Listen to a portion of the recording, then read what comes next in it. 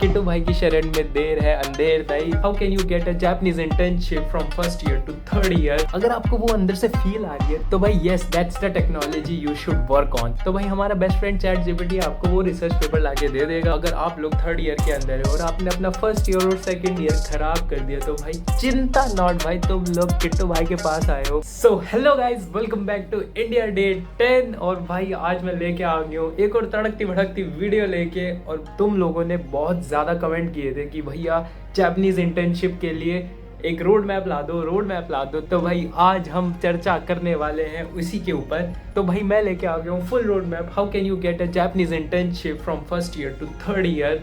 पूरा road map होगा। हम सारी चीज़ों पे बात करेंगे आज की वीडियो में। अगर आप फर्स्ट ईयर स्टूडेंट है तो आप कैसे स्टार्ट कर सकते हैं, और अगर आप सेकंड ईयर स्टूडेंट है तो आपको क्या क्या करना चाहिए, और अगर आप थर्ड ईयर में आप थोड़े से लेट हो गए तो भाई उसके लिए भी तुम्हारे भाई पे सारी टिप एंड ट्रिक्स है। तुम लोगों को चिंता करने की कोई जरूरत नहीं है भाई। तुम लोग किट्टू भाई के पास आए हो तो कोई निराश नहीं जाएगा, हम सबका इंसाफ करेंगे।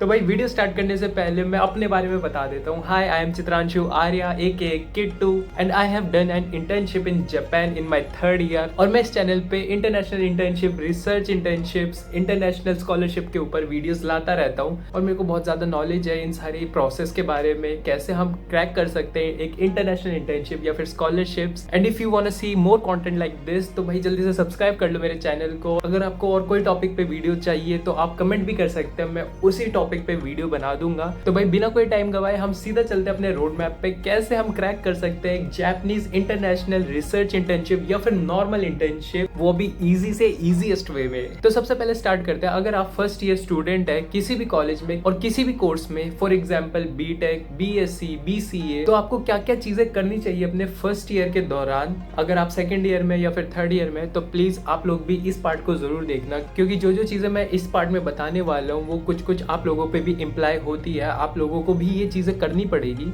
और इस पूरी वीडियो को मैं रिलेट करूंगा अपने आप से कि मैंने क्या क्या चीजें करी थी अपने फर्स्ट ईयर में, सेकंड ईयर में, थर्ड ईयर में, और साइड बाय साइड में आप लोगों को बताता रहूंगा कि आप ऑल्टरनेटिव क्या क्या चीजें कर सकते हैं एक जापानीज इंटर्नशिप लेने के लिए। तो अगर आप फर्स्ट ईयर में तो मैं सबसे पहले यही सजेस्ट करूंगा, जस्ट एक्सप्लोर। जितना ज्यादा आप एक्सप्लोर कर सकते हैं करिए, क्योंकि मैंने अपने फर्स्ट ईयर में मैंने डिफरेंट टेक्नोलॉजीज को एक्सप्लोर किया था। मेरे पास बहुत ज्यादा टाइम था, क्योंकि फर्स्ट ईयर में सबसे ज्यादा इंथुजियाज्म होता है, एनर्जी होती है, टाइम होता है, और अलग अलग चीजों को एक्सप्लोर करने में बहुत ज्यादा मजा आता है। मैंने अपने पूरे फर्स्ट ईयर में कई सारी नई टेक्नोलॉजीज को एक्सप्लोर किया था। फॉर एग्जाम्पल मैंने डेटा स्ट्रक्चर एल्गोरिदम किए, वेब डेवलपमेंट की, एथिकल हैकिंग करी, डेवऑप्स किया, Web3 किया, ब्लॉकचेन किया, analogue, digital, embedded, quantum mechanics, quantum computing, ना जाने क्या क्या। और अपने दोस्तों के साथ कई सारे हैकाथॉन्स में गया था। और सच बता रहा हूँ, हैकाथॉन जाने से बहुत ज्यादा कॉन्फिडेंस बूस्ट होता है। अगर आप किसी भी ईयर में, not only first year, please hackathons में जाइए, क्योंकि हैकाथॉन्स में जाने से आपको एक्सपोजर मिलता है,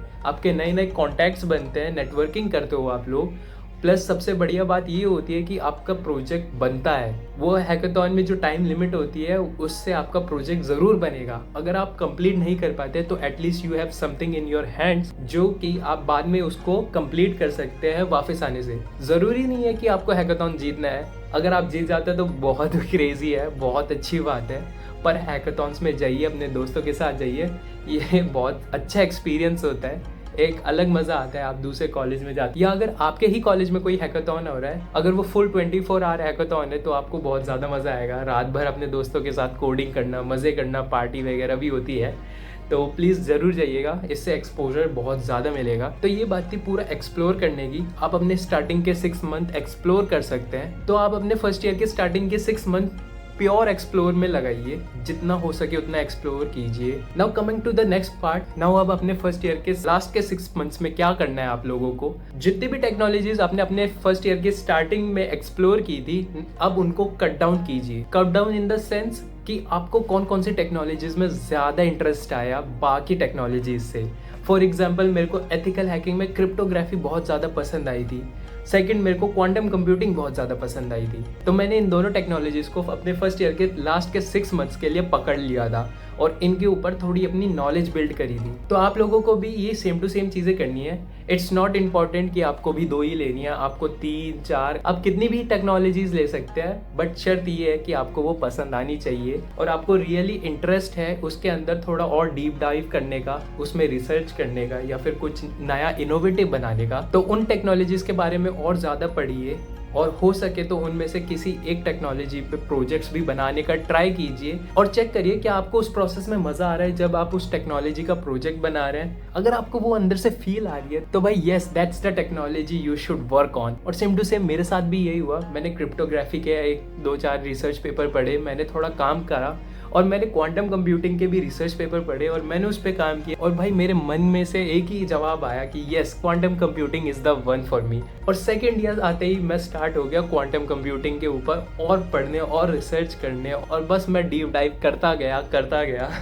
now coming to the next part, second year में क्या क्या करना है। अगर आप सेकेंड ईयर स्टूडेंट है, जैसे कि अभी अगस्त चल रहा है, तो आप अपने 3rd सेमेस्टर में होंगे और अगर आपने फर्स्ट ईयर अपना कंप्लीटली वेस्ट कर दिया है, नहीं कर पाए आप किन्हीं रीजन से एक्सप्लोर, तो भाई घबराने की बात ही नहीं है, आप बिल्कुल लेट नहीं हुए हो। Second year is also the right time to start exploring और नई नई टेक्नोलॉजीज को देखना। बस सेकेंड ईयर में थोड़ा सा रोड मैप चेंज हो जाता है। अगर आप सेकेंड ईयर में तो सीधा जाइए अपने प्रोफेसर के पास, कौन है प्रोफेसर जो आपको हेल्प कर सकते हैं, और सीधा पहुंच जाइए अपने प्रोफेसर के पास और उनसे डायरेक्ट पूछ लीजिए, सर आपने कौन कौन से रिसर्च करी है, हाँ मेरे को भी जानना है, मेरे को थोड़ा थोड़ा इंटरेस्ट आ रहा है इस चीज़ में, और आपने स्टार्ट कैसे किया था। तो वो भाई वो आपको बहुत अच्छे से गाइड कर देंगे। 1-2 रिसर्च पेपर वो आपको दे भी देंगे अपने, कि ये देखो इनको पढ़ो और अपने प्रोफेसर के रिसर्च पेपर पढ़िए। और इससे आपके लिए एक बहुत ज़्यादा बेनिफिट चीज़ हो जाएगी। उन प्रोफेसर को लगेगा आपको सेम फील्ड में इंटरेस्ट है जिस फील्ड में उन प्रोफेसर ने काम किया था, और हो सकता है आपके सेकेंड ईयर में वो प्रोफेसर आपको अपने अंडर एक इंटर्नशिप के लिए भी रख ले। ऑब्वियसली वो अनपेड ही होगी क्योंकि सेकेंड ईयर में रिसर्च इंटर्नशिप अनपेड ही मिलती है, पर ये बहुत बड़ी बात हो जाएगी। इससे आपको रिकमेंडेशन लेटर भी मिल जाएगा, प्लस आपको सबसे बड़ा बेनिफिट ये मिलेगा, जो सारा पार्ट आपको फर्स्ट ईयर में करना था एक्सप्लोरिंग वाला, वो आपका कट डाउन हो जाएगा। आप डायरेक्ट सीधा पेस में आ जाएंगे अपने सेकेंड ईयर में ही, अगर आपने एक्सप्लोर भी नहीं करा है तो सेकेंड ईयर के स्टार्टिंग में रिसर्च पेपर पढ़िए, जितना ज़्यादा हो सके रिसर्च पेपर। पर अब क्वेश्चन ये आता है कि रिसर्च पेपर मैं लूँ कहाँ से। तो 2-3 वेबसाइट्स है। फॉर एग्जांपल आप गूगल स्कॉलर्स पे भी जा सकते हैं, प्लस एक आर्काइव करके वेबसाइट है, आप उसके ऊपर भी जा सकते हैं। आप सर्च करिए किसी भी टॉपिक पे, आपको वो सारे रिसर्च पेपर मिल जाएंगे। अगर आपको इन चीज़ों में भी बहुत दिक्कत आ रही है तो भाई सबसे क्रेजी चीज़, हमारा बेस्ट फ्रेंड ChatGPT, उसको सीधा लिखिए कि मेरे को इस टॉपिक पे रिसर्च पेपर चाहिए और मैं फर्स्ट ईयर स्टूडेंट हूँ या सेकंड ईयर स्टूडेंट हूँ या थर्ड ईयर स्टूडेंट हूँ, मेरे को सबसे ईजी वाला रिसर्च पेपर ला के दे दो। तो भाई हमारा बेस्ट फ्रेंड ChatGPT आपको वो रिसर्च पेपर ला के दे देगा और उसको पढ़िए, देखिए कैसे लिखे जाते हैं रिसर्च पेपर और उन्होंने क्या रिसर्च करी है उस रिसर्च पेपर के अंदर, और स्टार्ट कर दीजिए भाई अपना भी रिसर्च पेपर लिखना या फिर उससे रिलेटेड प्रोजेक्ट बनाना। और अगर मैं अपनी बात करूँ तो मैंने सेकेंड ईयर के स्टार्टिंग के 3rd सेम में थोड़ा सा और डीप डाइव किया था क्वांटम कंप्यूटिंग के अंदर। मैंने एक कोर्स लिया, मैंने उसको पढ़ा, वहाँ उससे मेरे को सर्टिफिकेशन मिली, पर सर्टिफिकेशन से ज़्यादा मेरे को उसकी नॉलेज मिली। मेरे को अच्छी खासी नॉलेज हो गई थी क्वांटम कंप्यूटिंग के अंदर उस टाइम। और फिर मैंने अलग अलग प्रोफेसर्स के रिसर्च पेपर पढ़े जो कि मेरे को बहुत ज़्यादा इंटरेस्टिंग लगे, और फिर मैंने क्वांटम कंप्यूटिंग के अंदर एक स्पेसिफिक डोमेन पकड़ लिया जो था सर्किट सिंथेसिस। मेरे को उसके अंदर बहुत ज़्यादा इंटरेस्ट आया और फिर क्या, मैं लग गया उसी के अंदर रिसर्च करने। तो आप लोग भी यही करना, अपने सेकेंड ईयर के स्टार्टिंग में और डीप डाइव करना उस फील्ड में, क्योंकि एक फील्ड बहुत ज़्यादा ब्रॉड होती है।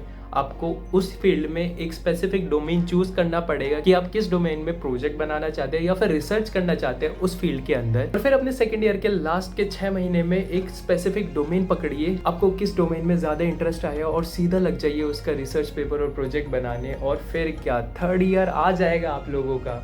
तो भाई अब आते हैं सीधा थर्ड ईयर पे। अगर आप लोग थर्ड ईयर के अंदर है और आपने अपना फर्स्ट ईयर और सेकंड ईयर खराब कर दिया तो भाई चिंता नॉट, भाई तुम लोग किट्टू भाई के पास आए हो। और अगर कोई भी किट्टू भाई की शरण में आता है तो किट्टू भाई की शरण में देर है अंधेर नहीं। तो भाई मैं बताता हूँ ना टिप एंड ट्रिक्स कैसे ले सकते हो आप अपने थर्ड ईयर के अंदर एक इंटरनेशनल इंटर्नशिप, वो भी जापान के अंदर। देखो भाई अगर तुम थर्ड ईयर में हो तो तुम्हें थोड़ा ब्रॉड आइडिया तो होगा ही कि तुम्हें किस फील्ड में जाना है, तुम्हें किस फील्ड में ज़्यादा इंटरेस्ट है या फिर कौन सी फील्ड तुम्हें ज़्यादा कंपैरेटिवली ईजी लगती है बाकी फील्ड से। तो फिर क्या, सीधा जाओ चैट जीपीटी को बोलो कि मेरे को इस फील्ड में इंटरेस्ट है, मेरे को उसका रिसर्च पेपर दो, सबसे ईजी वाला। या फिर किसी भी जापानीज मास्टर स्टूडेंट का वो रिसर्च पेपर को लो, उसको पढ़ो, अच्छे से पढ़ो, 1-2 हफ्ता लगाओ, जो उस रिसर्च पेपर के अंदर है उसके बैकग्राउंड में जाओ, थोड़ा पढ़ो उसके बारे में, और उसमें से कोई भी एक चीज़ पॉइंट आउट करो कि तुम उसको बेटर कर सकते हो। तो भाई सीधा सीधा तुम्हें और कुछ नहीं करना, उस चीज़ को बेटर कर देना है और सीधा अप्लाई कर देना है इंटरनेशनल इंटर्नशिप के लिए, वो भी जापान के अंदर। और फिर क्या, तुम रेडी हो इंटर्नशिप लेने के लिए। और भाई अपने अंदर भरोसा रखना। और थर्ड ईयर के स्टार्टिंग में कई सारी रिसर्च इंटर्नशिप या फिर इंटरनेशनल इंटर्नशिप का एप्लीकेशन प्रोसेस स्टार्ट हो जाते हैं। तो स्टार्ट अप्लाइंग, अपना मोटिवेशन लेटर बहुत अच्छे से बनाना, रेज्यूमे बहुत ज़्यादा अच्छे से फ्रेम करके रखना। और सबसे मोस्ट इंपॉर्टेंट बात, जिस भी प्रोफेसर के अंडर आप अप्लाई कर रहे हो उन्हीं प्रोफेसर के रिसर्च डोमेन से रिलेटेड अपना कवर लेटर, रेज्यूमे और मोटिवेशन लेटर फ्रेम करना, ये सबसे इंपॉर्टेंट चीज़ है। क्योंकि अगर उनको 1-2 चीज़ भी इररिलेवेंट लगेगी तो भाई ये एक बहुत बड़ा ड्रॉप डाउन होता है। क्योंकि प्रोफेसर्स के पास जनरली इतना टाइम नहीं होता कि वो एक एक करके सारे बच्चों के ये लंबे लंबे लेटर ऑफ मोटिवेशन या फिर रेज्यूमे पढ़े। वो कीवर्ड्स देखते हैं और अगर उनको 1-2 कीवर्ड भी इररिलेवेंट लगता है तो भाई वहीं से सीधा कैंसिल हो जाता है तुम्हारा एप्लीकेशन। तो बहुत सोच समझ के अपना एप्लीकेशन बनाना। और फिर क्या, तुम लोग रेडी हो भाई जापान में इंटर्नशिप करने के लिए। अगर आप लोग चाहते हैं कि मैं कवर लेटर या फिर रेज्यूमे कैसे फ्रेम करते हैं जापानीज इंटर्नशिप के लिए, उसके ऊपर एक वीडियो लाऊं, तो भाई जल्दी से कमेंट कर दो जापानीज इंटर्नशिप। और फिर क्या, तुम्हारा भाई ला देगा एक और वीडियो इन दोनों के ऊपर। तो भाई यही था कुछ मोटा मोटा रोड मैप सीधा इंडिया टू जापान जाने का। और अगर आप लोगों को ये वीडियो पसंद आई होगी तो भाई जल्दी से लाइक कर दो, सब्सक्राइब कर दो, शेयर कर दो अपने दोस्तों के साथ, उनका भी थोड़ा भला करा दो यार। अकेले वीडियो देख ले तो ये बहुत गलत बात है। और अगर आप लोगों को ऐसी वीडियोस और देखनी है तो भाई कमेंट कर दो, लिख दो जापानीज इंटर्नशिप में, और वीडियोस डालता रहूंगा जापान से रिलेटेड। और तुम लोग तो भाई बहुत ज्यादा प्यार दिखा रहे हो, हमारे 4000 सब्सक्राइबर भी पूरे होने वाले। Thank you so much. और भाई मैं प्रॉमिस करता हूँ मैं ऐसी वीडियोस लाता रहूंगा तुम लोगों के लिए। और जल्दी से 5000 सब्सक्राइबर भी पूरे करा दो। और 5000 सब्सक्राइबर पूरे होते ही मैं डेविड सर वाली वीडियो जल्दी से अपलोड कर दूंगा। मैंने उनका इंटरव्यू लिया था, वो एक मैक्स स्कॉलर है। मैक्स स्कॉलरशिप जापान की एक स्कॉलरशिप है जो मास्टर स्टूडेंट, पीएचडी और अंडर ग्रेजुएट्स को मिलती है। बहुत क्रेजी स्कॉलरशिप होती है। और उस इंटरव्यू में उन्होंने इतने क्रेजी टिप एंड ट्रिक्स बताए थे उसमें अप्लाई करने के लिए, जो बहुत ज़्यादा लोग गलतियां कर देते हैं और उनकी एप्लीकेशन रिजेक्ट हो जाती है। तो भाई जल्दी से 5000 सब्सक्राइबर पूरे करा दो और उसी दिन मैं वीडियो डाल दूंगा। क्योंकि भाई मैक्स स्कॉलरशिप की एप्लीकेशन जल्दी पास आ रही है और मैं नहीं चाहता तुम लोग वो सारी गलतियाँ करो। क्योंकि ऑब्वियसली मेरे को तो पता ही है वो सारी टिप एंड ट्रिक्स, तो देख लो तुम्हारे ऊपर डिपेंड करता है। मजाक कर रहा हूँ, डाल दूंगा, चिंता मत करो। पर 5000 सब्सक्राइबर पूरे करा दो यार। अभी जाता हूँ भाई मैं खाना खाने, मम्मी ने फिर से बहुत अच्छा खाना बनाया है। और यार हमें तो कल फिर से मिलना है एक नए दिन, नई कहानी, नए एडवेंचर के साथ। तब तक के लिए सायोनारा।